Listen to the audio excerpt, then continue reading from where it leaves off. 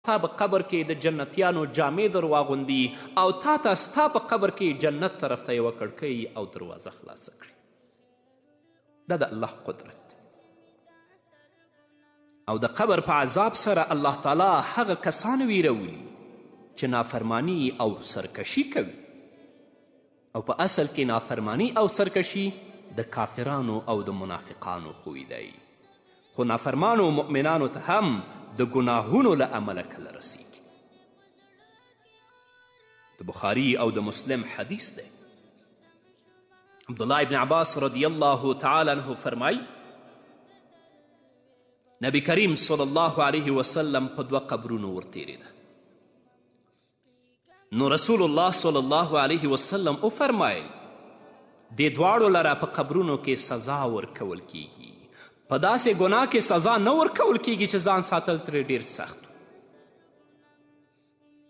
بیا محمد رسول الله صلی الله علیه وسلم وفرمایل هو دا یو څه و، نو ده به شیطاني کوله، یعنې چغلي به یې کوله. د یو چا خبره به یو چا ته وړه او د بل چا خبره به بل چا له وړه، او دی بل به له خپلو بولو څخه ځان نه ساته. بیا محمد رسول الله صلی الله علیه وسلم د خرما یوه لمده څانګه راواخیسته، 2 ټوټې یې کړه او په هر قبر یوه ناله کړه او وی ویل کیدای شي چې الله تعالی د دې څانګو تر وچوالي د دوی عذاب سپک کړي. آیا د خرما څانګه کیښودل د قبر له عذاب څخه خلاصون دی؟ نه.